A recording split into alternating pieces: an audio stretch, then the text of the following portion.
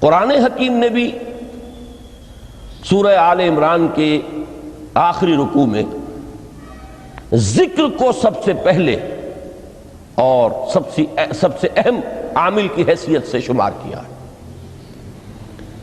چنانچہ اس کی پہلی آیت جو ہے سورہ آل عمران کے آخری رکوع کی، اس میں تو وہی مضمون جو میں بیان کر چکا وہ آیا ہے، ان فی خلق السماوات والارض واختلاف اللیل والنہار لآیات لأولی الالباب، یقیناً آسمانوں اور زمین کی تخلیق میں اور دن اور رات کے الٹ پھیر میں نشانیاں ہیں ہوش مندوں کے لیے۔ ان کے ذریعے سے انسانی شعور کے اندر وہ معرفت رب اجاگر ہوگی۔ وہ پہلا مرحلہ اب اس نے طے کر لیا، وہ ڈورمنٹ معرفت اب ایکٹیویٹ ہو گئی۔ اب مزید فکر کا مرحلہ ہے جو اگلی آیت میں آیا ہے، الذین یذکرون اللہ قیاما وقعودا وعلی جنوبہم ویتفکرون فی خلق السماوات والارض ربنا ما خلقت ھذا باطلا سبحانک فقنا عذاب النار۔ یعنی تفکر جو ہے ویتفکرون فی خلق السماوات والارض، وہ تفکر کرتے ہیں، غور و فکر کرتے ہیں آسمان اور زمین کی تخلیق میں، لیکن اس تفکر کے ساتھ لازماً ذکر، اور ذکر مدام، ذکر بھی وہ کہ جو مستقل ہو، ہر حالت میں ہو۔ الذین یذکرون اللہ قیاما وقعودا وعلی جنوبہم، وہ لوگ کہ جو اللہ کو یاد رکھتے ہیں، اللہ کا ذکر کرتے ہیں، کھڑے ہوئے بھی، بیٹھے ہوئے بھی، اور اپنے پہلوؤں کے بل یعنی لیٹے ہوئے بھی۔ اب ان تین کے سوا تو کوئی پوزیشن انسان کی نہیں ہے، اسی کا نام ہے دوام ذکر۔ اور اس کے ساتھ اگر وہ تفکر کرتے ہیں تو ان کا فکر اگلی منزل تک پہنچتا ہے۔ تو پہلی شے تھی فکر انسانی کی صحیح رخ پر مزید پیش قدمی اور پیش رفت، اور اس کے لیے لازم ہے ذکر و فکر کا امتزاج۔ دوسری چیز کو لیجئے عمل کی درستی۔ اس عمل کی درستی کے لیے اللہ تعالیٰ کے ساتھ ایک گہرے تعلق کی ضرورت ہے، اس لیے کہ صبر کی بحث میں یہ مضامین شاید آپ کے سامنے آ گئے ہوں کہ صبر، جہاں مصیبت پر صبر ہوتا ہے، تکلیف پر صبر ہوتا ہے، اللہ کے احکام پر جمنا یہ بھی صبر ہے، نفس کی خواہشات کی باغ کو تھام کر رکھنا، کھینچ کر رکھنا یہ بھی صبر ہے، اور استقامت کسی شے پر قائم رہنا یہ بھی صبر ہے۔ تو عمل صحیح پر استقامت کے لیے وَاصْبِرْ وَمَا صَبْرُكَ إِلَّا بِاللَّهِ، اس صبر کی سب سے اہم جو بنیاد ہے، اس کا جو سب سے بڑا ذریعہ ہے، اس کا جو سب سے بڑا سہارا ہے، وَمَا صَبْرُكَ إِلَّا بِاللَّهِ، اس کے لیے ضرورت ہے ایک گہرے تعلق کی کہ اللہ کے ساتھ ایک ایسا تعلق برقرار رہے جو نہ صرف گہرا ہو بلکہ دائم و قائم، مسلسل۔ ذرا ذہول ہوگا تعلق مع اللہ میں، ذرا کمی آئے گی، شیطان کا وار کاری ہو جائے گا۔ اسی کو حضور نے حدیث میں یوں تعبیر کیا ہے تمثیلاً کہ جو دل اللہ کی یاد سے غافل ہے، اس پر فارسی کا وہ مقولہ بھی ہے کہ خانہ خالی را دیو می گیرت، گھر خالی رہے تو جنات اس پر دیو جو ہے آ کر قبضہ جما لیتے ہیں۔ تو خانہ قلب جو ہے اگر یاد خداوندی سے خالی ہو گیا تو شیطان ابلیس لعین اپنی تھوتنی ٹکا دیتا ہے۔ یہ لفظ آتا ہے سور کے منہ کے لیے تھوتنی، جس طرح اس کا نکلا ہوا سا منہ ہوتا ہے آگے، تو یہ لفظ استعمال کیا گیا کہ وہ اپنی تھوتنی انسان کے دل پر جما کر اور پھوکے مارنی شروع کر دیتا ہے۔ تو شیطان کو موقع ہی تب ملتا ہے جب انسان کے تعلق مع اللہ کے اندر کمی ہو، وہ خانہ بالکل خالی ہو گیا ہو یا اتنا ضعیف ہو گیا ہو کہ کل عدم ہو جائے، گویا کہ نہیں۔ تیسری چیز کی طرف آئیے روحانی ترقی، روحانی ترقی کے لیے میں ایک اصطلاح کے سامنے لا رہا ہوں، اس سے مراد کیا ہے؟ روحانی ترقی کے لیے ہماری دینی اصطلاح ہے تقرب الی اللہ، اللہ سے قریب تر ہوتے چلے جانا۔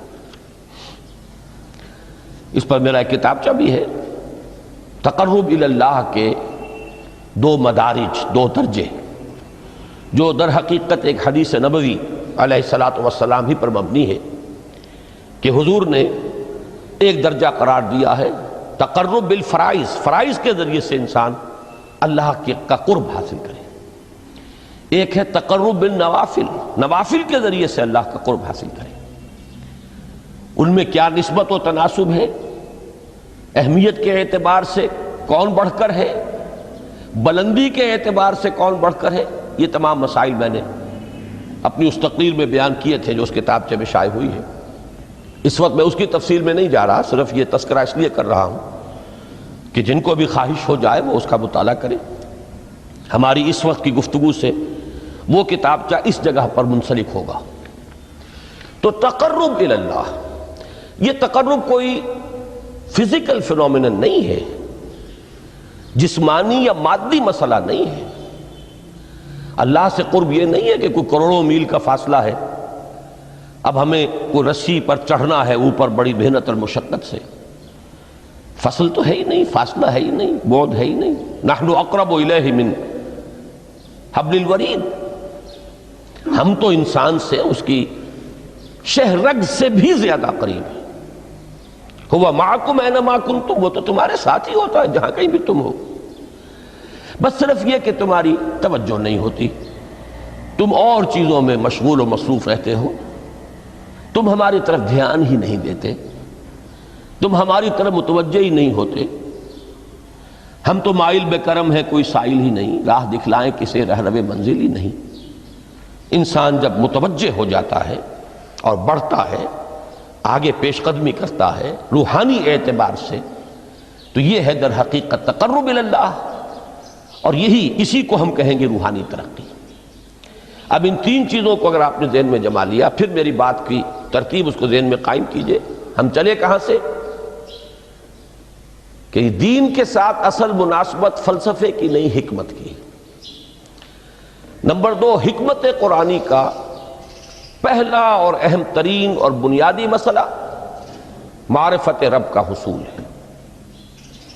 اس کا نتیجہ شکر خداوندی ہے، اس کا ذریعہ آیات آفاقی، آیات انفسی، اور سب سے بڑھ کر آیات قرآنیہ ہیں، جو الذکر ہے، جو تذکرہ ہے، جو ذکرہ ہے۔ لیکن اس پہلے مرحلے کو اگر کوئی انسان بفضل ہی تعالی، اللہ کے فضل و کرم سے طے کر لے، اب اس کے سامنے 3 مسئلے ہیں۔ فکر کی مزید پیش رفت، مزید پیش قدمی صحیح رخ پر، اس کے لیے ذکر اور فکر دونوں کا امتزاج لازمی ہے۔ فقر قرآن اختلاط ذکر و فکر۔ الذین یذکرون اللہ قیاما وقعودا وعلی جنوبہم ویتفکرون فی خلق السماوات والارض۔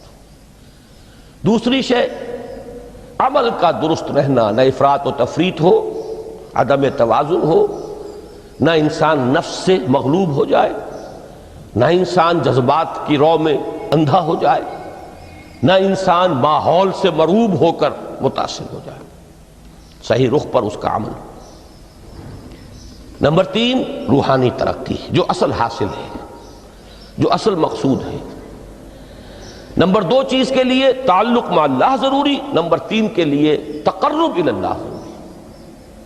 اب غور کیجئے، ان تینوں چیزوں کا بڑا گہرا تعلق ہے نماز کے ساتھ۔ ان تینوں کے لیے ستون کی حیثیت نماز کو ہے۔ لہذا ایمان کے بعد یا معرفت رب کے بعد حکمت دین کا اہم ترین مسئلہ نماز، صلاۃ۔ اس لیے کہ ایک طرف یہ انسان کو اللہ کے ساتھ ایک گہرے تعلق کا ذریعہ فراہم کرتی ہے، اپنے تمام مصروفیات میں سے ان مشغولیتوں میں جن میں گم ہونے کا خدشہ ہوتا ہے، نکلو۔ 24 گھنٹے کے معمولات میں سے کم 5 مرتبہ تو لازماً نکلو، اور اپنے آپ کو ذرا، اپنے حواس کو بھی، اپنی باطنی کیفیات کو بھی ذرا تازہ کرو۔ اگر کوئی گندگی، نجاست، کسی طرح کی ناپاکی کا کوئی معاملہ ہے، طہارت حاصل کرو۔ طہارت سے تمہارے اندر روح کو بھی بالیدگی ہوگی، تمہارے حواس بھی تازہ ہوں گے، تم گویا کہ بحیثیت کل تمہاری ہستی چاق و چوبند ہو جائے گی۔ وہ کسل، وہ سستیاں، وہ جو ایک کثافتیں ہوتی ہیں، ان سب سے نجات حاصل کرو، اور اب اپنے رب کے حضور میں کھڑے ہو جاؤ، اس کے ساتھ اپنا عہد بھی تازہ کرو، اس کی اہم صفات کو بھی اپنے ذہن میں پھر مستحضر کرو۔ یہی وجہ ہے، دیکھیے میں نے جو آیات آپ کو شروع میں سنائی تھی، سورہ لقمان کی 2 آیتیں، پہلی آیت میں اس کا ترجمہ کر چکا، دوسری آیت وَلَقَدْ وَإِذْ قَالَ لُقْمَانُ لِابْنِهِ وَهُوَ يَعِظُهُ يَا بُنَيَّ لَا تُشْرِكْ بِاللَّهِ إِنَّ الشِّرْكَ لَظُلْمٌ عَظِيمٌ۔ اس کے بعد درمیان میں کچھ مضمون آ کر پھر وہ آیہ مبارکہ آئی، یا بنی اقم الصلاۃ وامر بالمعروف وانہ عن المنکر واصبر علی ما اصابک۔ گویا کہ اہم ترین چیز، بنیادی ترین چیز، اللہ کو محض پہچان لینا کافی نہیں ہے، یاد رکھنا ضروری ہے۔ اللہ یاد رہے گا تو فکر صحیح آگے بڑھے گا، اللہ یاد رہے گا اور اس کے ساتھ ایک گہرا تعلق جو ہے برقرار رہے گا تو عمل درست رہے گا۔ بالکل یہی بات سورہ طٰہٰ میں جو پہلی وحی حضرت موسیٰ علیہ السلام پر ہوئی، اور پہلا مخاطبہ ہے، چونکہ حضرت موسیٰ کو یہ انبیاء کرام کے مقدس گروہ میں ایک امتیازی حیثیت حاصل ہے کہ ان سے براہ راست گفتگو ہوئی ہے، اگرچہ صرف ایک پردہ تھا، اوٹ من ورائے حجاب گفتگو ہوئی ہے، لیکن یہ کہ کوئی فرشتے کا درمیانی جو ہے وہ لنک نہیں تھا، براہ راست اللہ تعالیٰ نے حضرت موسیٰ علیہ السلام سے کلام فرمایا۔ کلم اللہ موسیٰ تکلیما، موسیٰ سے تو اللہ نے کلام فرمایا جیسے کہ کلام کیا جاتا ہے۔ تو پہلا مخاطبہ ہے، یہ پہلا مکالمہ ہے، پہلی وحی کہیے، اسی میں یہ الفاظ بھی موجود ہیں، اننی انا اللہ لا الہ الا انا فاعبدنی واقم الصلاۃ لذکری۔ یہ گویا کہ حکمت قرآنی کا ایک بہت بڑا خزانہ ہے یہ آیت مبارکہ، کہ خود حضرت موسیٰ علیہ السلام کو جو ہدایت دی جا رہی ہے، میں ہوں، میں اللہ، اننی انا اللہ لا الہ الا انا، میرے سوا کوئی معبود نہیں، فاعبدنی، بس میری بندگی، میری عبادت، میری پرستش، میری محبت، اس کو اختیار کرو۔ وَأَقِمِ الصَّلَاةَ لِذِكْرِي، اور نماز کو قائم رکھو میری یاد کے لیے۔ بلکہ اسی سلسلہ کلام میں آگے چل کر سورہ طٰہٰ میں آتا ہے، کافی گفت و شنید کے بعد جب حضرت موسیٰ نے کچھ معذرت بھی کی، کچھ دعائیں بھی کی، اللہ نے ایک دعا قبول بھی کی کہ ان کے بھائی کو بھی شریک کر دیا، حضرت ہارون کو بھی۔ اس کے بعد پھر جب فرمایا کہ اب جاؤ فرعون کی طرف، تو اس میں فرمایا وَلَا تَنِيَا فِي ذِكْرِي، اور دیکھنا یہ جو عظیم مشن تمہارے کندھے پر آ گیا ہے، بڑا بھاری اور کٹھن ایک فرض ہے جو تم پر عائد ہو گیا ہے، اس کے لیے سب سے بڑی تمہارے پاس جو قوت کا ذریعہ ہے وہ نماز ہے۔ اقیم فلا تنیا عن ذکری، میری یاد میں کبھی غفلت نہ کرنا، اس میں کبھی کوئی کمی نہ آنے دینا۔ جیسا کہ میں نے عرض کیا تھا کہ جیسے ہی وہ تعلق جو ہے کمزور پڑتا ہے یا منقطع ہو جائے معاذ اللہ، تو پھر انسان گویا کہ شیطان کے لیے ایک لقمہ تر بن جاتا ہے۔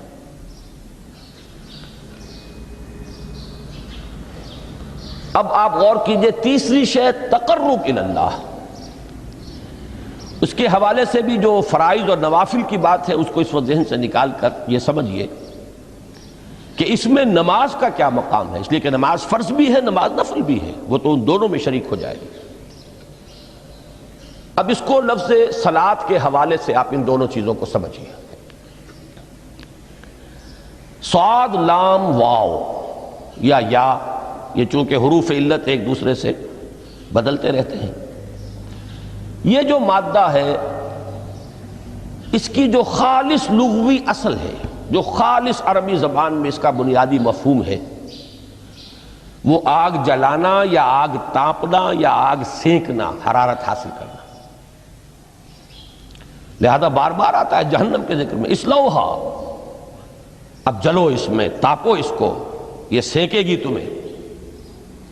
بلکہ تفتلون کا لفظ آیا ہے حضرت موسیٰ کے کلام میں، جب وہ گئے تھے کوہ طور پر، جب پہنچ گئے تو تھے آگ تک کی تلاش میں، لعلکم تفتلون، تو اپنے اہل خانہ سے یہی کہا تھا کہ مجھے کہیں وہ روشنی نظر آ رہی ہے، غالباً کوئی وہاں سے آگ مل سکے گی، ورنہ یہ کہ کوئی رہنمائی کو رستہ مجھے مل سکے گا، میں وہ آگ لے آؤں گا، کوئی چنگاری وہاں سے لے آؤں، لعلکم تفتلون، تاکہ تم، اب یہ اصطلاح در حقیقت باب افتعال ہے، اور یہ تے یہاں پر توئے کی شکل اختیار کر گئی، تا نے توبن کی صورت اختیار کی صاد کی وجہ سے۔ بہرحال اس کا سب سے بنیادی مفہوم جو ہے وہ ہے تاپنا، سکائی حاصل کرنا، حرارت۔ اس کے حوالے سے سمجھ لیجئے کہ سب سے بنیادی تعلق اس کا جو ہے وہ روح کے ساتھ ہے۔ روح میں محبت خداوندی کی آگ اگر ٹھنڈی پڑ گئی ہو، اگر محبت خداوندی کی حرارت میں کمی ہو رہی ہو، تو اس کو اثر نو، جس کو کہ میں آج سوچ رہا تھا تو ایک لفظ ذہن میں آیا کہ جیسے بیٹری اس کو ریچارج کیا جاتا ہے، اسی طریقے سے روح کے اندر محبت خداوندی کی اس حرارت کو اثر نو تازہ کرنا، یہ ہے در حقیقت نماز کا اصل مقصد۔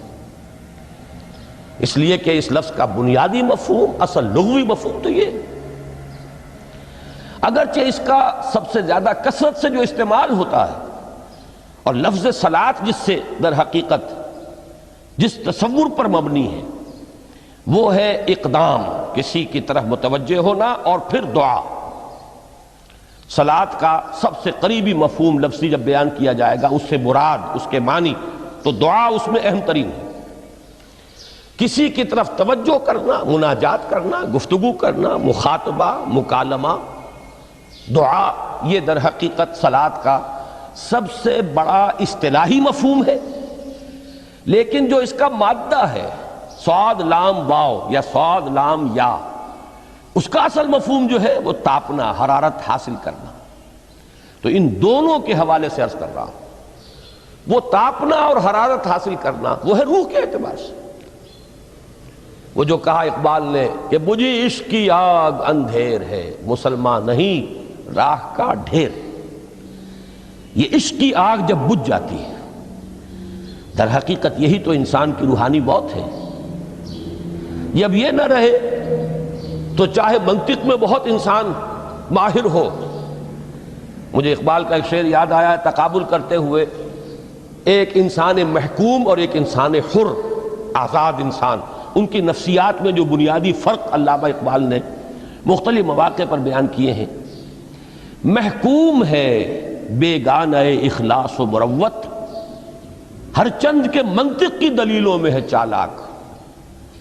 تو منطق کی دلیلوں میں انسان چالاک ہو جائے اور وہ لغت ہائے حجازی کا وہ ایک خزانہ بن جائے، اسے تمام الفاظ کے معنی یاد ہوں، وہ بڑے مسائل فقہ کے اسے ازبر ہوں، جزیات، بے انتہا جزیات جو ہیں وہ مستحضر ہوں، فلسفے کے بڑے بڑے مسئلے اس نے حل کر لیے ہوں، لیکن اگر روح میں وہ اللہ کی محبت کی آگ نہیں ہے، وہ تپش نہیں، بجھی عشق کی آگ اندھیر ہے، مسلمان نہیں راہ کا ڈھیر۔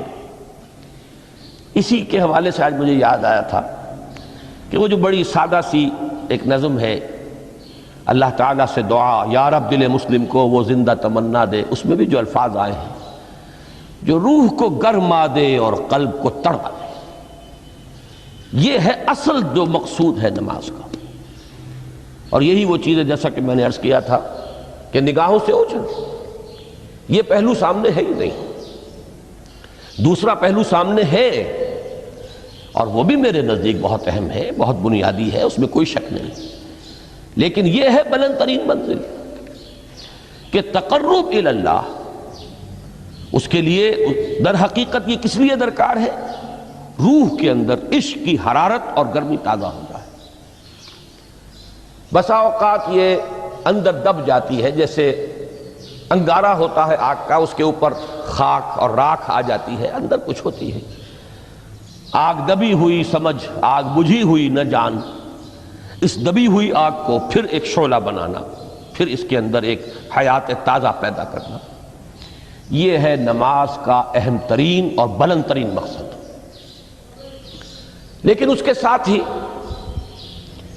اس نماز میں ذکر ہونا، اس کا یہ ذکر ہے، اور ذکر کی جب میں فہرست بیان کیا کرتا ہوں بہت سے حضرات کے سامنے ہوگا کہ ذکر کا در حقیقت مفہوم ہے استحضار اللہ فی القلب۔ ہمارے ہاں غلطی سے جو ذرائع ذکر ہیں انہیں ذکر قرار دے دیا گیا ہے۔ نماز ذکر نہیں ہے، نماز ذکر کا ذریعہ ہے۔ اقیم الصلاۃ لذکری، نماز قائم کرو میرے ذکر کے لیے۔ یہ اللہ اللہ کہنا یا ادعیہ معصورہ جو حضور صلی اللہ علیہ وسلم کی مسنون دعائیں ہیں، انہیں اپنے تمام معمولات دنیاوی کے ساتھ ساتھ ان دعاؤں کو بھی انسان پڑھتا رہے، اللہ سے دعا کرتا رہے، یہ تمام ذرائع ذکر ہیں۔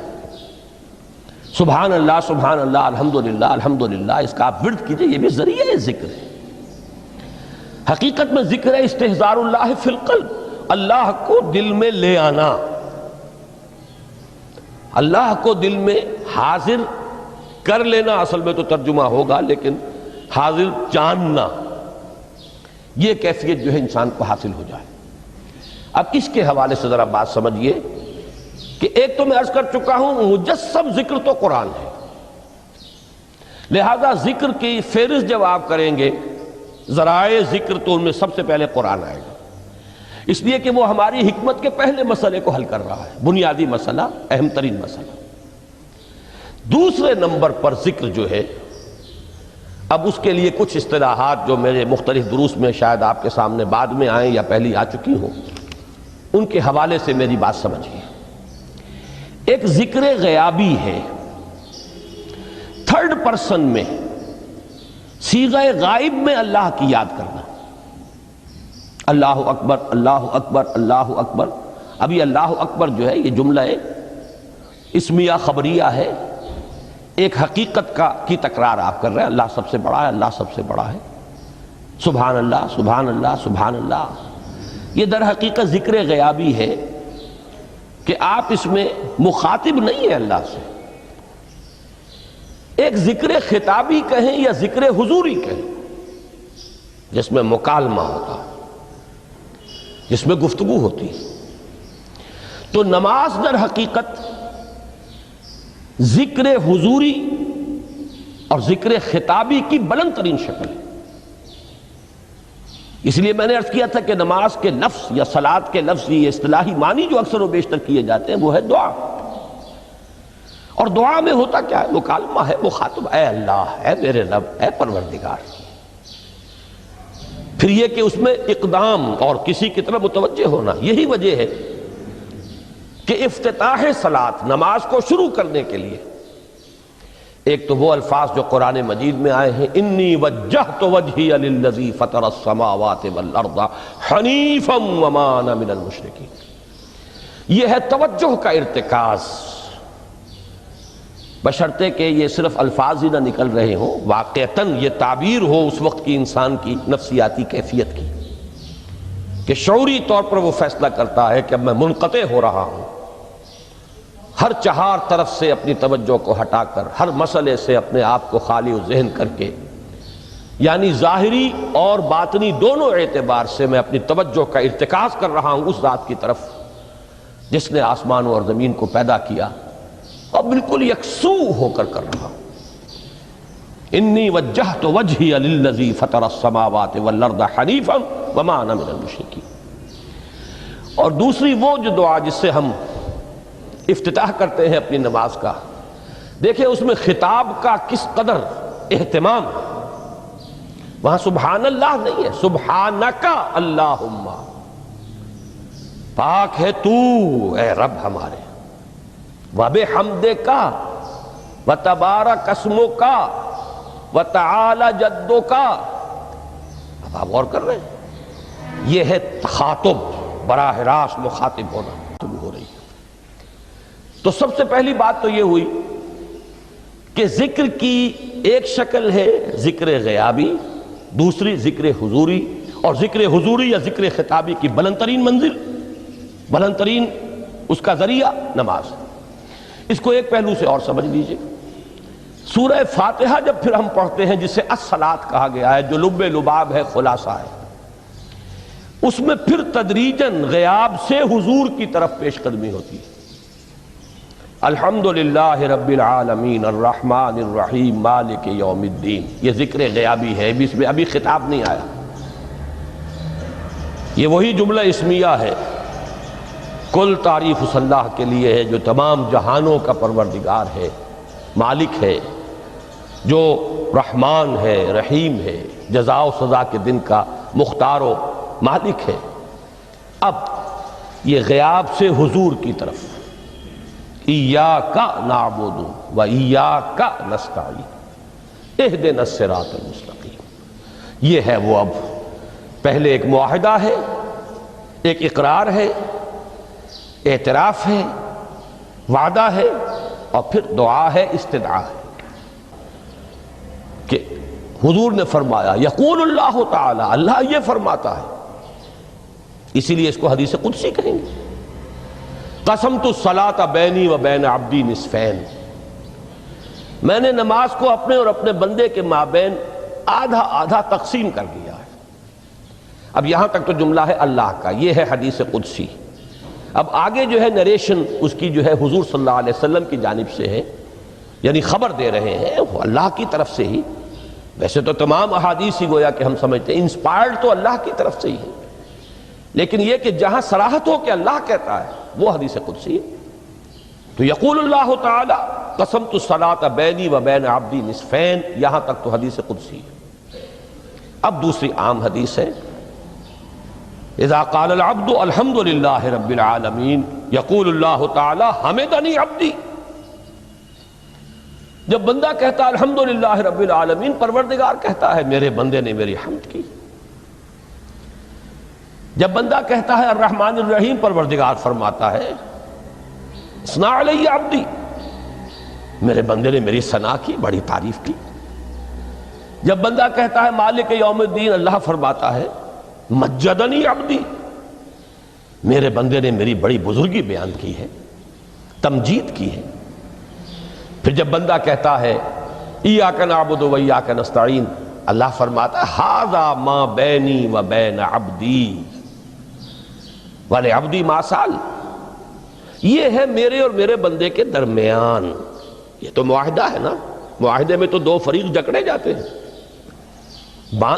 بند جاتے ہیں، یہ میرے اور میرے بندے کے درمیان ہے، اور میرے بندے نے جو طلب کیا میں نے دیا، اس لیے کہ اس میں طلب بھی تو ہے، ایاک نستعین، تیری مدد چاہتے ہیں، یہ طلب ہے۔ اسی کی شرح ہے جو اب آخری 3 آیتیں ہیں، پروردگار ہم تیری مدد چاہتے ہیں، پروردگار ہم تیری ہی بندگی کرتے ہیں اور کریں گے، اور تیری ہی مدد چاہتے ہیں، چاہیں گے۔ اگر حال میں اس کا ترجمہ کریں گے زمانہ حال کے اعتبار سے، اس لیے کہ فعل مضارع میں تو دونوں موجود ہیں، شامل ہیں، تو یہ ایک اعتراف ہے، اظہار حال ہے۔ اللہ کرے کہ وہ واقعتاً صحیح اظہار حال ہو، ہم واقعی اللہ کی بندگی کرتے ہوئے یہ کہیں کہ ایاک نعبد، ورنہ اگر ہماری اصل صورتحال سے وہ مطابقت نہ رکھتا ہو تو پھر تو ایک طرح کا جھوٹ ہو جائے گا، غلط بیانی ہو جائے گی۔ ایاک نعبد، تیری ہی بندگی کرتے ہیں، اور مستقبل میں کیجئے، کریں گے، یہ ہے عہد، تیری ہی مدد چاہتے ہیں، تجھی سے مدد طلب کرتے ہیں، تجھی سے مدد چاہتے رہیں گے۔ اس کے لیے فرمایا وَلِعَبْدِ مَا سَأَلَ، اور پھر اس کے بعد وہ استدعا ہے اهدنا الصراط المستقیم صراط الذین انعمت علیہم غیر المغضوب علیہم ولا الضالین۔ اس حدیث میں اس کو ایک ہی جملے کو لیا گیا ہے، ایک ہی جملے کی حیثیت سے۔ جب بندہ یہ کہتا ہے تو اللہ فرماتا ہے ھذا لعبدی ولعبدی ما سأل، یہ خالص میرے بندے کے لیے ہے، اس بندے نے ایک درخواست پیش کی ہے اور میں نے گرانٹ کی، وہ اپلیکیشن، وہ ریکویسٹ گرانٹڈ ہم نے دے دی، ولعبدی ما سأل۔ یہ ہے اس کی تاثیر کا عالم، بشرطے کے معاملہ وہ شعور کے ساتھ، بشرطے کے مطابقت ہو ظاہر اور باطن کی، بشرطے کے مطابقت ہو قول اور فعل کی، تو اس کا اتنا اونچا مقام ہے کہ ایک ایک جملہ ادھر ادا ہوا، ادھر اللہ کی طرف سے ریسپانس مل رہی ہے۔